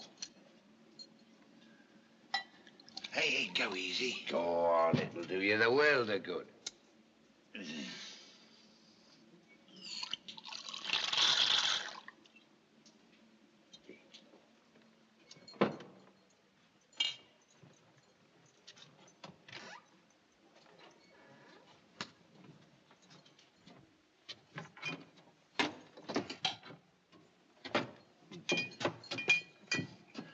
We won't half look silly if Ethel catches us. Well, it's my own house, isn't it? I can do as I like in it. An Englishman's home is his castle. Bungo. Bungo. Here, have you heard from Billy lately? Yes, he writes once a week. He's in Malta now. Good old Billy. He's a fine boy. You know, I haven't said much about it, but I've often thought that maybe Billy and Queenie might wonder. Queenie, she gives me a headache, all her airs and graces. A good hiding's what she needs. That wouldn't be any use. Girls get like that. No doing anything with them. I think Billy'd stick to her whatever she did. How do you mean? He just loves her, that's all. It's funny, isn't it? Having kids and seeing what they grow up like. I'll be pushing off in a minute. Here, have one more for the road. The road? I've only got 3 yards to go. Yeah, well, we don't have a binge like this every day of the week. It's a strange world, no mistake. You know, I was thinking tonight, looking at all those chaps in your regiment, one or two of them looked a bit under the weather. Yeah, we've been lucky. You said it. I wonder when the next war will be. Not in our time, or our son's time, thank heavens. Bank on that. How couldn't it be? Everyone's disarming. We are. Well, there's a good old League of Nations. Yeah, well, they don't seem to have stopped Japan turning nasty. Japan? Who worries about Japan? Nice long way off, that's one thing. Yeah, well, a lot of trouble can start from a long way off. Don't you worry your head about Japan. We've got a nice new government now, and everything in the garden's lovely. Stanley Baldwin. Ramsay MacDonald. There you are, now you've done it. Oh, dear. Oh, I wish you could see your face. Yeah, quiet a minute. Listen. Yeah, I better off it. That's right. Leave your best pal to face the barrage alone. Pull yourself together, we're for it. Chest out. Chin up.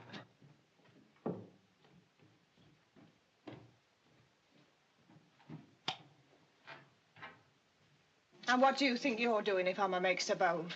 Bob was just going home. Oh, just going home, was he? Sorry I woke you up, Ethel. I suppose you know what the time is, don't you? Well, who cares? Time was meant for slaves. You go on up to bed, Frank Gibbons. I'll have something to say to you later. What was that you broke? It was only the poor old Johnny Walker. It's all my fault, Ethel. You ought to be ashamed of yourselves, men of your age, coming home drunk and waking up the whole house. You're not an old house, Ethel, old girl. You're just a little bungalow. Oh, come on, Bob. It's time you was going home. Yeah, now, don't be hard on him, Ethel. He's my best pal. He may be looking a bit silly, I'll admit, but he's my pal all the same. Who's looking silly? You are. What about you? You both look silly, but it's nothing to what you're going to look in the morning. Now, come on, Bob. I'm not going to stay here much longer. All right. I can take you in. Good night, Mrs. G. Good night, Sergeant. It's been a pleasure. Steady the buffs.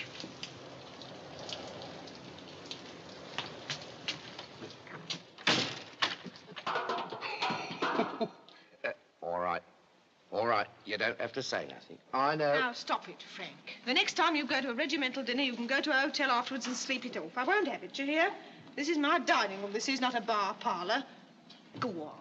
Get up to bed and don't make a noise either.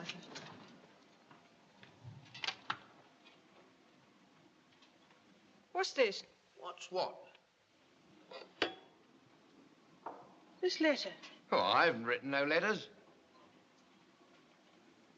It's Queenie's writing. Here. You can't open the girl's private letters. It's addressed to you and me. Well, I'll be blowed.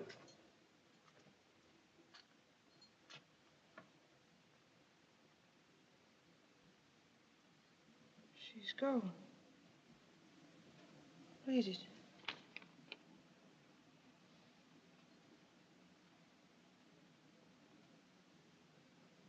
Who is this man? Have you ever seen him? No.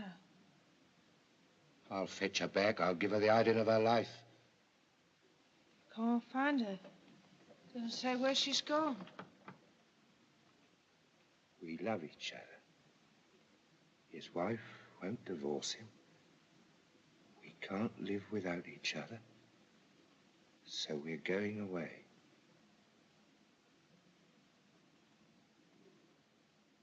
This is our fault. We ought to have known something like this would happen. We let her have her own way too much ever since she was a child.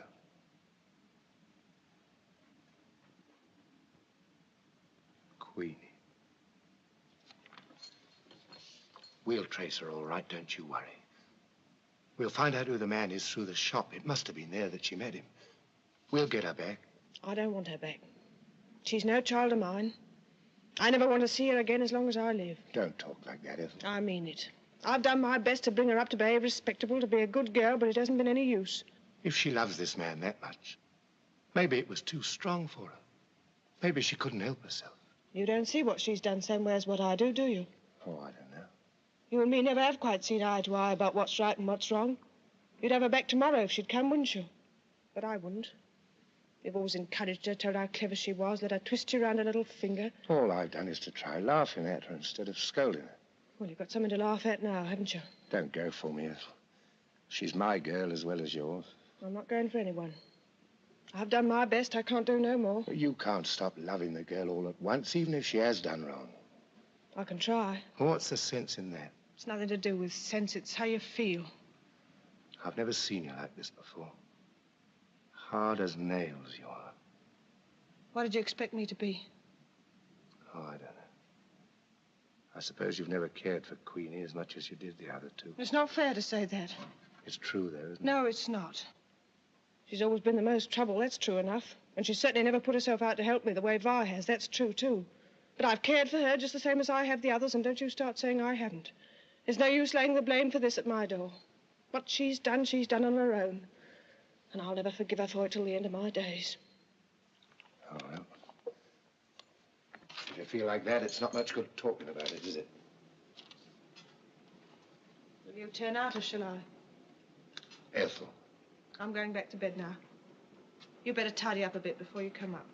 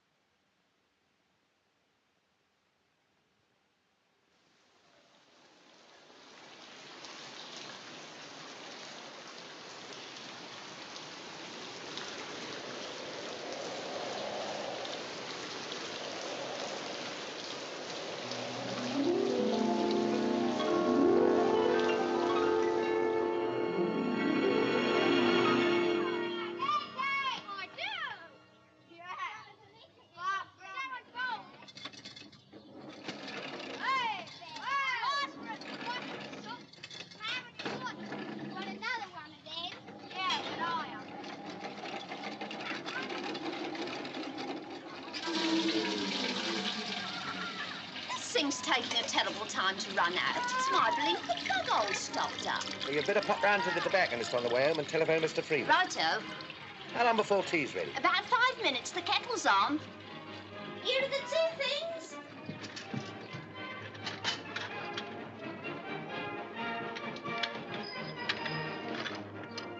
Why are you laying tea so early? Because Frank's taking us to Majestic. I wish somebody had turned that wireless off. It's getting on my nerves. Evan would have it playing all day, just because Reg gave it to her. Skies will fall next, I shouldn't wonder. You doing something I asked you without grumbling. Now, Mrs. Flint, don't start. It was a lucky day for all of us when you met that Mrs. Wilmot. Well, we won't argue about it, will we? You're not as touchy as you used to be, flying off at the least thing. I'm very glad, I'm sure. You haven't had one of your headaches for weeks, have you? No, I have not. There you are, then. Well, perhaps you'd sooner have me as I was before. Not sleeping a wink at night and suffering and being in error. In what? Error. Oh, so that's what it was. And you needn't sneer at Mrs. Wilmot either. She's a wonderful woman. She must be to make you believe there isn't anything the matter with you. It's what I've been saying for years. Well, then we won't say anything more about it, will we? We will if we feel like it. Sylvia, Yes, Frank? tell Ethel to start tea without me. I got one more bed to do. Where is she? Upstairs, laying down. Frank's been a changed man since Queenie left. I haven't noticed much difference. Do you think she'll ever come back? She'll have a piece of my mind if she does, bringing disgrace on all of us. He had a letter from her the other day. How do you know? Well, it came by the midday post, along with that letter I had from Mrs. Wilmot. I recognise the handwriting. Think he told Ethel? Oh, not very likely. It had a French stamp. Disgusting. What was disgusting? Gracious, Ethel, what a start you gave me. What was disgusting?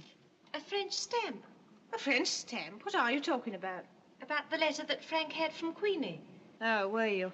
Then it was from Queenie. You know perfectly well I won't have Queenie's name spoken in this house. She's gone her own way, and that's that. She doesn't belong here anymore. I always knew that girl had come to no good. Once and for all, Mother, will you hold your tongue? I'm sick and tired of you and Sylvia gabbing and whispering behind my back. Here's the tea. You coming over the table, or shall I bring it to you? I'll stay here. The less I open my mouth, the better. Where's Frank? In the garden. He said to begin without him.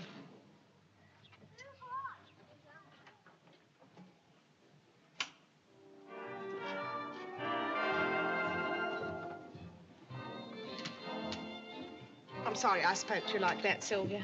Oh, it doesn't matter, I'm sure. I dropped off to sleep in my bed this afternoon, had a bad dream. What was it about? I can't remember. Woke up with feelings as if the world had come to an end. Well, they say dreams go by contraries. Yes, they do, don't they? I'm going to take Frank his tea into the garden. Once he starts watering, he'd go on all night if we'd let him. I wonder who that is. I don't know. Might be Reg and Phil. Oh, can't be. They've gone to Stephano's with that friend of theirs. Hello, Vi. Why, Vi? Whatever's the matter? Where are Mum and Dad? In the garden. Pete ran me upstairs. There's been an accident. It's Reg and Phil. I've got to tell Mum and Dad. What's that? What sort of an accident? What happened? They were in Reg's car. A lorry came out of a turning. Are they badly hurt? They're dead. Oh. Mrs. Goulding was with them. She knew I had a telephone, so she rang me up from the hospital. She was in the back and got thrown out. Please take Granny upstairs. I must tell them alone. Don't cry, Auntie Sylvia. They'll hear you. Don't let them hear you. I can't believe it. I can't. I gotta. Miss Sylvia, please. Bye.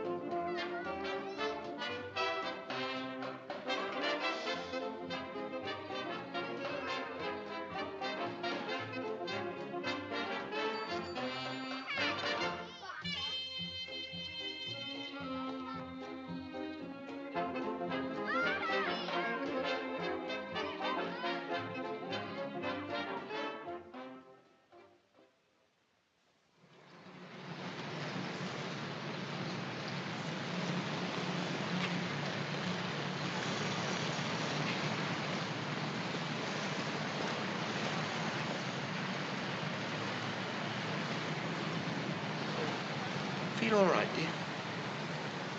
Yes, thanks. What are you thinking about? Oh, nothing. Fancy a cup of tea? Yeah, which I could always do with a cup of tea. Let's come up to the corner house at Marble Arch. Right.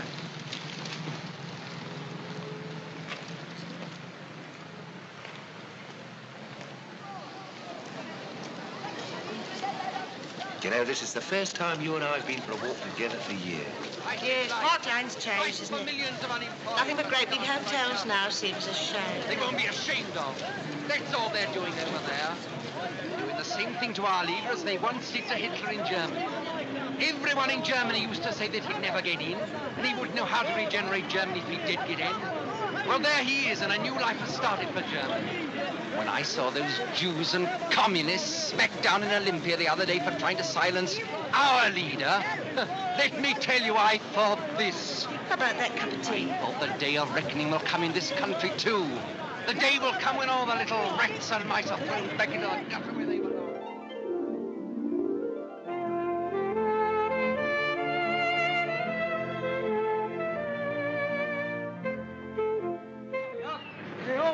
Election result paper. Election result paper. Election result paper. Election result paper. Election result paper. All the late election results paper. All the late election results by the late paper. Election result. Election result. Here, it looks as though it's going to be a walkover, old man. Landslide. Veritable landslide.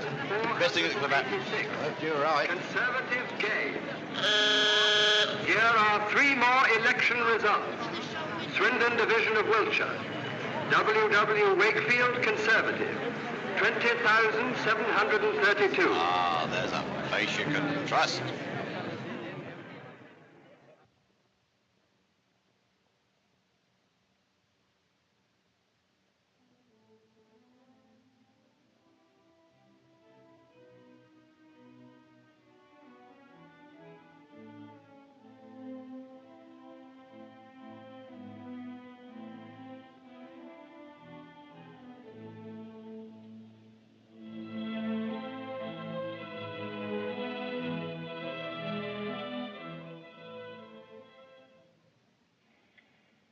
A bulletin has been received regarding the King's illness, which will be broadcast in a few moments. The following bulletin has just been issued from Buckingham Palace. The King's life is moving peacefully towards its close. We invite you to join in recollection and prayer for our King.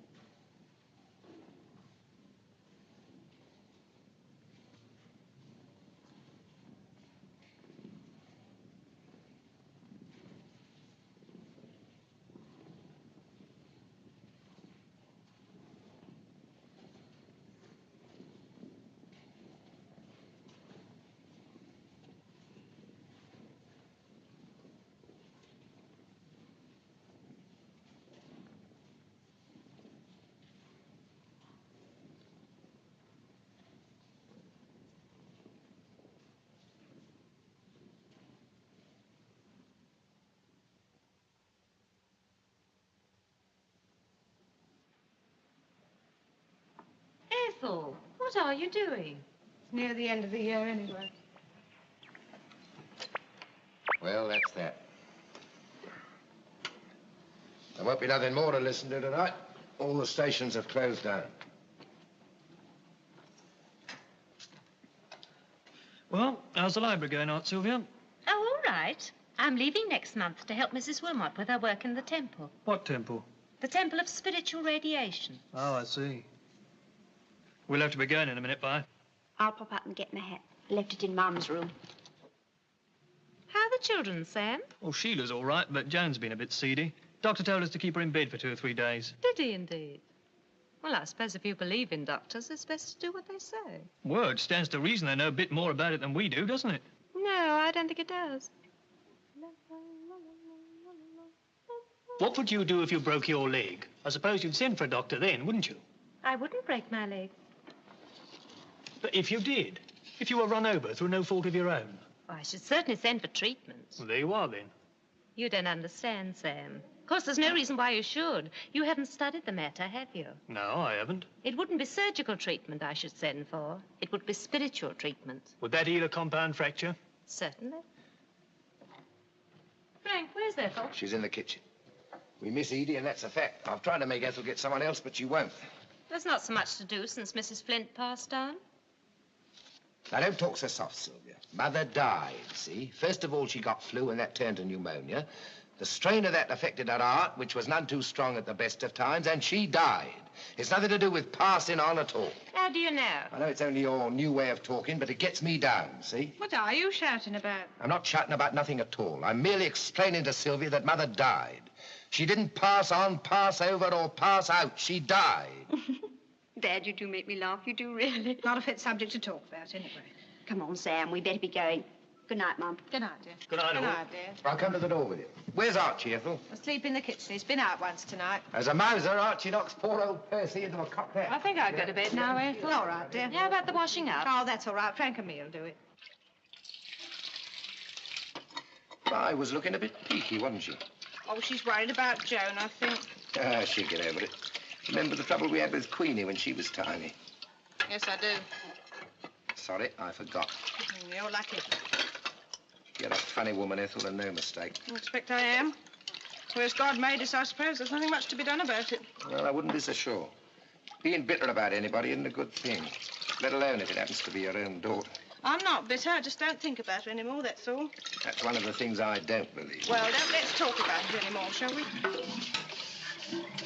I wish you'd get someone else in place of Edie. I don't need anyone now. There's only the three of us. What anybody ever wanted to marry her for beats me. No reason why they shouldn't. She was a good girl and a good worker. Exactly the reason I married you. She may not be much to look at, I said to myself, but there's a worker if ever I saw one.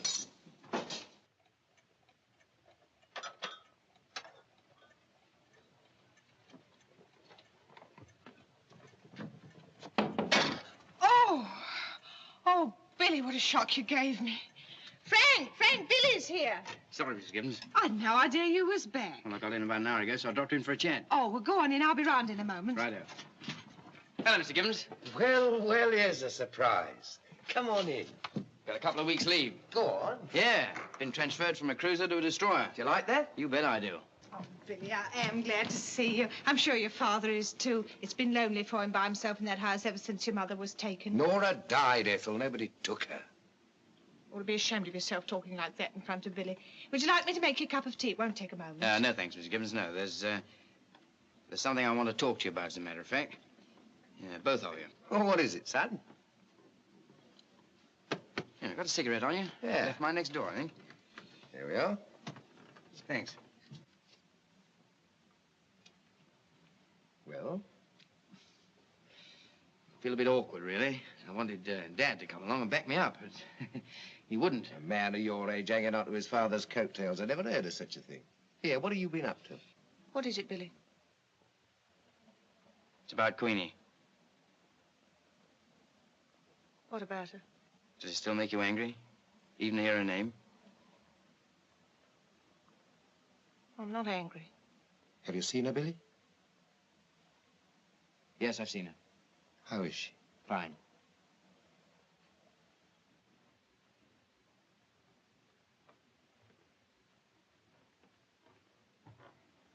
Oh. What was it you wanted to say about Queenie, Billy? I sympathize with how you feel, Mrs. Gibbons, really I do. And what's more, she does, too. She knows what a wrong she did in going off like that, and it didn't take her long to realize it.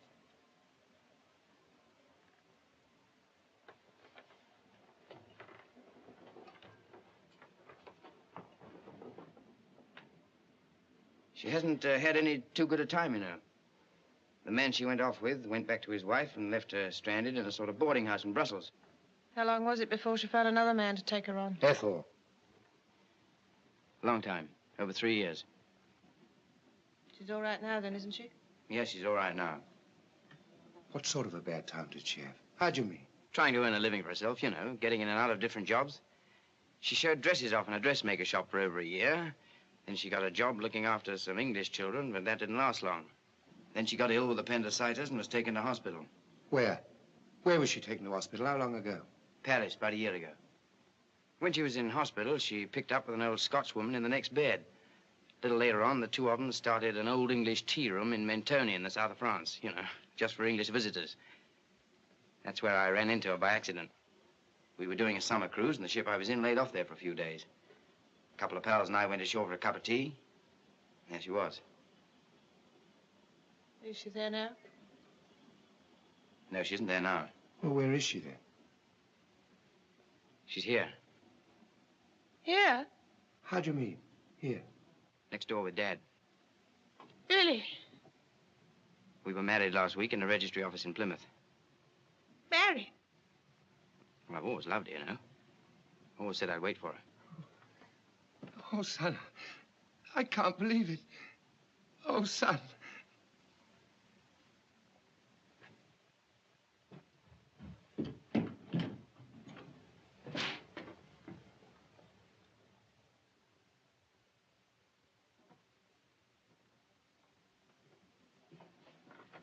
You'll forgive her now, won't you, Mrs. Gibbons? Don't seem to have much choice, do I? I always thought you'd like to have me for a son. Better late than never. That's what it is, isn't it? Better late than never.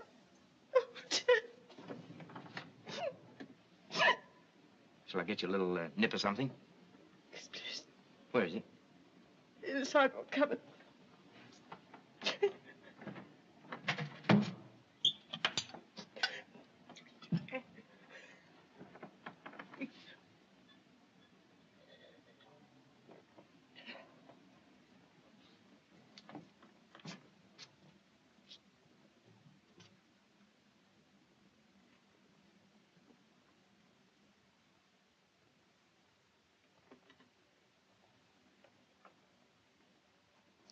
Hello, Mum. So you've come back, have you? You bad girl. Yes, Mum. Nice way to behave, I must say. Upsetting me like this.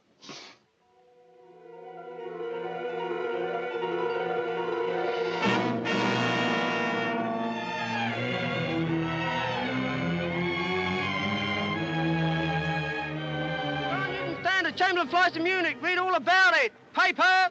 Chamberlain flies to Munich. Paper.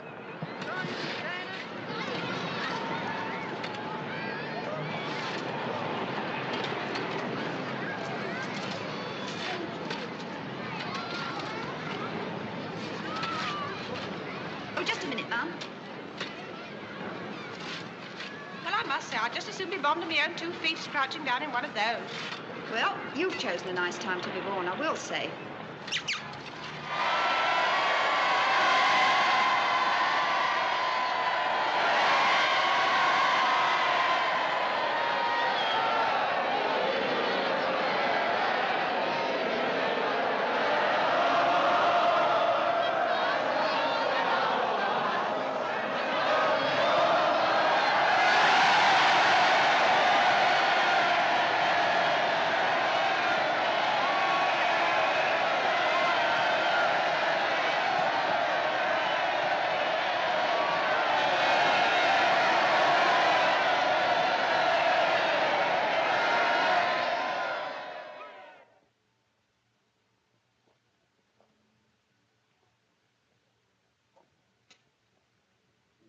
I always knew it, you know. Always knew what? That there wouldn't be a war. Well, I thought there would be, I must say. Otherwise, I shouldn't have sent Sheila and Joan down to Mrs. Marsh in Dorset. I know you did, dear. Your mother was worried, too, about Queenie and little Frankie. But I wasn't. Neither was Mrs. Wilmot. Fancy that now. Mrs. Wilmot laughed outright when the woman came to try on our gas mask. Take that stupid thing away, she said. Just like that, quite simply. Woman was furious. I'm not surprised. Hello, Vi. Good evening, Frank. Where's your mother? In the kitchen. She's been upstairs with Queenie and the baby. Nothing wrong with his lordship, is there? Oh, no, he's fine. Queenie's not feeling any too good, so she went to bed. Oh, I'll pop up and see her in a minute. Did you say anything of the crowds? I did. We heard him arrive at the airport on the wireless. So did I. Sam's meeting me at the Strand Corner House a little later on. We thought we'd have a look at the crowds. Ought to be exciting. It's exciting, all right, if you like seeing a lot of people yelling their heads off without the faintest idea what they're yelling about. Oh, how can you, Frank? They're cheering because they've been saved from war. Yeah, I'll cheer about that, but it's proved to me. You wouldn't care if there was another war. You're one of those people who think it doesn't matter that millions and millions of innocent people should be bombed. Just because you enjoyed yourself in the last one. Now, listen here, Sylvia. Don't you talk to me like that, because I won't have it, see? I did not enjoy myself in the last war. Nobody but a fool without any imagination would ever say that he did. And I do not think it doesn't matter if millions and millions of innocent people are bombed. So you can get them stupid ideas out of your head to start with. But what I would like to say is this. I've seen something today that I wouldn't believe could happen in this country. I've seen thousands of people, British people, mark you, carrying on like maniacs, shouting and cheering with relief for no other reason but that they've been thoroughly frightened. And it made me sick, and that's a fact. And I only hope to goodness we've got guts enough to learn one lesson from this. And we shall never find ourselves in a position again where we have to appease anybody. All you men ever think about is having guts and being top dog and killing each other. I'm a woman. I don't care how much we appease so long as we don't have a war. War is wicked and evil and vile. Them that live by the sword shall die by the sword. It's more blessed to give than to receive. Well, I don't think it's more blessed to give in than receive a nice kick in the pants for doing it. You're a warmonger. That's what you are, a warmonger. Judging by the heavy way you're breathing, Sylvia, I should say you was in error. You're no brother of mine. I don't ever want to speak to you again. It's no use arguing with her, Dad. She's getting sillier and sillier every day. Well, I must be off. I'm picking up Sam. We're going to see the crowds. Oh, sorry, Dad. Well, you can cheer your heads off for all I care. Why don't you take a squeaker with you? Maybe I will. Good night, Mum. Good night, dear. See you in the morning. Night. Good night, dear. Night, Dad. Good night, Queen.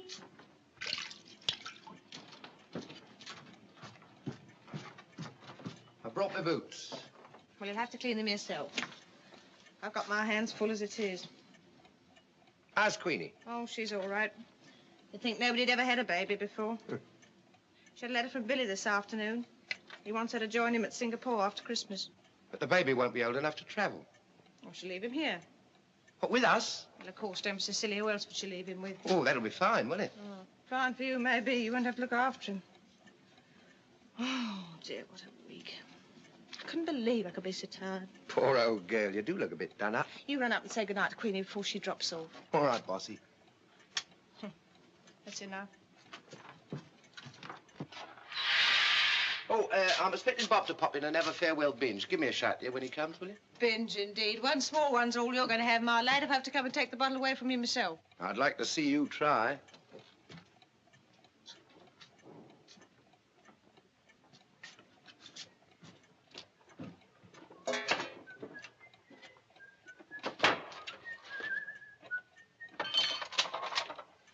Hello, Ethel. Hello, Bob. Frank's just gone up to say goodnight to Queenie. Be down in a minute. What a week. Oh. The crisis and the sandbags and me having to move the furniture into the bargain. Is most of it gone? Yes, went this afternoon. I'm sleeping on a camp bed tonight. Frank will miss you. Well, so shall I. I'm not going so far. You both come down and see me, won't you? Oh, of course we will. You'll feel a bit lost, I expect, living in the country. Oh, I don't know. I shall have my garden. A sight better than the one I got here. And the sea's nearby and village pub. We'll come down and see you quite soon. Well, I better go and find Frank. He promised to give me a drink. Oh, well, you better be getting along. Yeah. Goodbye, Ethel. Goodbye, Bob. Take care of yourself. I will.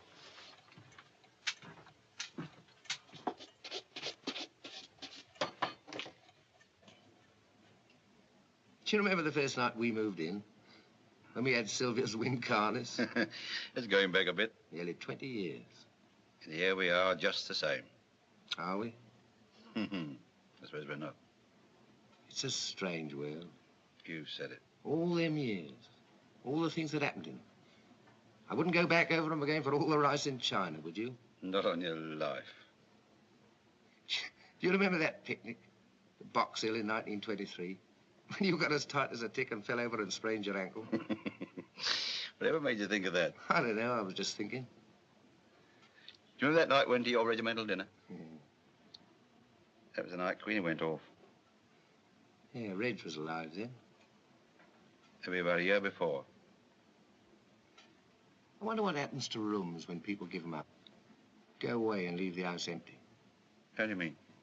I don't know. I was thinking about you going away from next door after all this time. And me and Ethel going away too pretty soon. I'm wondering what the next people that live in this room will be like. And whether they'll feel any bits of us left about the place. Yeah, shut up and give me the willies. You don't think the Germans will ever get here, do you? No, of course I don't. I'm feeling a bit bad about all this business. I'm not feeling too good myself. I shall miss you a devil of a lot. Same here. You'll be popping down to see me, won't you? You bet. Happy days, old pal. Happy days, old pal.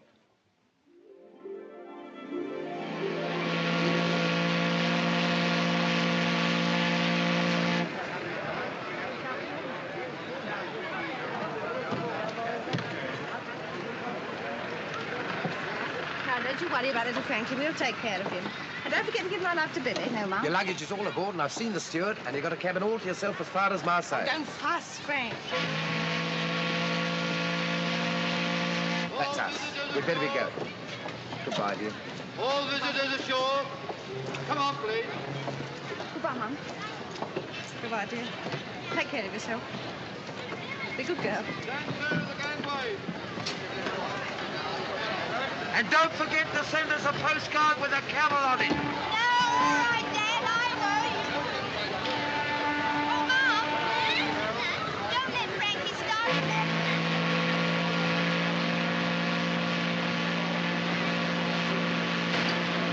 What? Whoa! I don't want his legs to go in. Oh!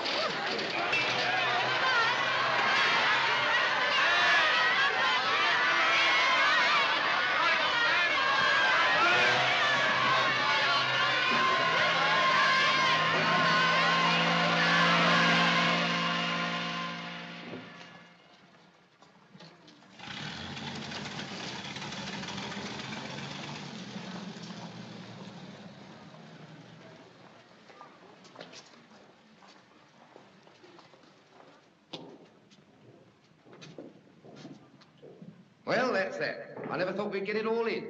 How's his lordship? Oh, he's fine. I gave him that postcard Queenie sent with the camel on. He liked it. He's dribbling, dirty boy. Well, I expect you dribbled when you was his age. I do still if I happen to drop off in the afternoon. Oh, that's nothing to boast about. Bit snappy, aren't we? Who wouldn't be with all I've had to do today? Poor old croc. Oh, now then, Frank, we haven't got no time for fooling about. Now, that's just where you're wrong. We got all the time in the world. Have it your own way. I shall miss that garden. Well, it's your own fault. You're the one who's wanted to move. I know. You'll have the balcony anyway. You can put window boxes all round. Window boxes.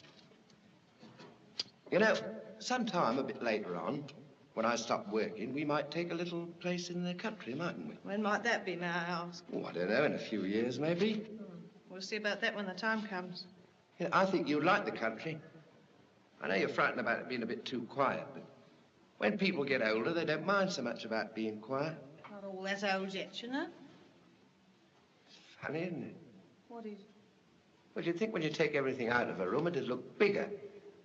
But this one looks smaller. I should be glad to be out of it. So shall I. Sorry to, though, in a way. Yeah. Well, we better be going.